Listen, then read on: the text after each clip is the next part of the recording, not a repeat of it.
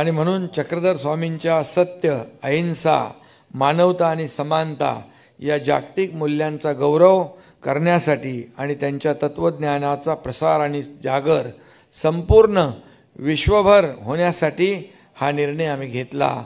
याचं समाधान आणि याचा अभिमान आहे मला। मी स्वतःला भाग्यवान समजतो की हे मला करता आलं।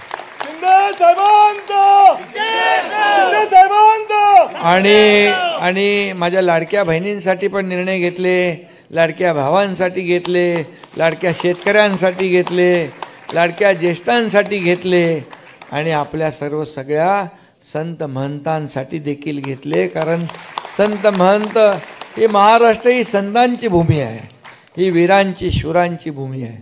आणि त्यामुळे मी नेहमी सांगत असतो की संतांच्या केसालाही धक्का लागू देणार नाही। कारण आपल्या सगळ्यांच्या आशीर्वादाने हे सगळं प्राप्त झालेलं आहे। सर्वसामान्यांचं सरकार जे आहे आपल्या आशीर्वादाने। मी 2.5 वर्ष मुख्यमंत्री असताना अनेक निर्णय घेतले आणि ते सर्व लोकहिताचे, लोकाभिमुख, कल्याणकारी होते। आता देवेंद्रजी आणि आमची टीम पुढे चाललेली आहे, त्याच वेगाने आम्ही काम करतोय। आमचा अजेंडा एवढाच आहे, आमचा अजेंडा खुर्चीचा नाही। ज्या लोकांनी खुर्चीत आम्हाला बसवलं त्या लोकांचे प्रश्न शोधण्याचं आणि त्यांच्यावर समस्यांवर उत्तर शोधण्याचं काम करण्याचा अजेंडा आमचा आहे। आणि म्हणून मराठी भाषेला समृद्ध करण्यात चक्रधर स्वामींचं महान योगदान आहे। त्यामुळे रिद्धपूर येथे मराठी भाषा विद्यापीठ शासनाने स्थापन केलं।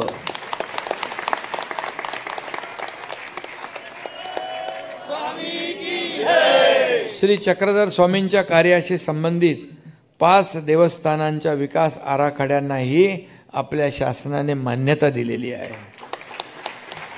आणि म्हणून स्वामीजींशी आपलं नातं हे असं हृदयाचं आहे, जिव्हाळ्याचं आहे। ते कधी कोणी तोडू शकणार नाही। आणि म्हणून स्वामीजींनी आपलं संपूर्ण आयुष्य समाज सुधारणांना वाहून घेतलं। आज महिला सबलीकरणाच्या योजना आपण आणतो, सगळं करतो। महिलांना आत्मनिर्भर करणे, आदरणीय देशाचे प्रधानमंत्री देखील महिलांना आत्मनिर्भर, जनधन योजना, बेटी पढाओ बेटी बचाओ, त्याचबरोबर लखपती दीदीपासून सगळ्या योजना आणल्या। पण त्याची बीजं देखील सर्वज्ञ स्वामीजींच्या कार्यातूनच मिळालेली आहे।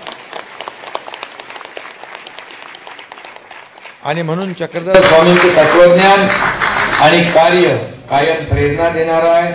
त्यांचं कार्य विश्वाला प्रेरणा देणारा हा दिवस एक उत्सव नसून सत्य व मानवतेच्या मूल्यांचा जागर करण्याचा संकल्प आहे।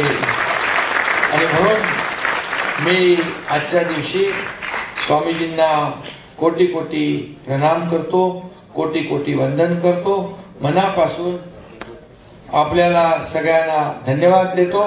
आणि मला इथे येण्याचं भाग्य मिळालं, स्वतः मला इथं येऊन आनंद झाला। आपल्या सगळ्या लोकांना भेटून, आपलं दर्शन घेऊन। आणि म्हणून आज थोडी गडबड आहे, आणखी कार्यक्रम आहेत, त्यामुळे मी आपली परवानगी घेऊन इथून पुढच्या कार्यक्रमाला जातो। पण लवकरच आपण पुन्हा एकदा भेटू आणि पुन्हा अशा मोठ्या भव्य दिव्य कार्यक्रमाला एकत्र येऊ। धन्यवाद। जय हिंद, जय महाराष्ट्र। अशाच नवनवीन घडामोडी पाहण्यासाठी आजच आमच्या एस भारत यूट्यूब न्यूज चॅनलला लाईक करा, शेअर करा आणि सबस्क्राईब करा। जोहार।